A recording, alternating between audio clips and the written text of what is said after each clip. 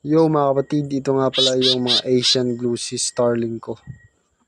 So ito yung kuya or ate sa kanila. Ito yung pinakamatanda. Tapos ito yung mga bunso. Yan. Malalaki na sila mga kapatid.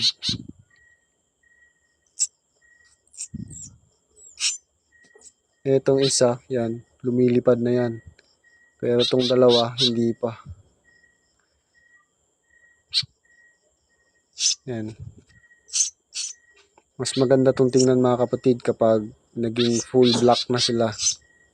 O naging full black na yung kulay nila.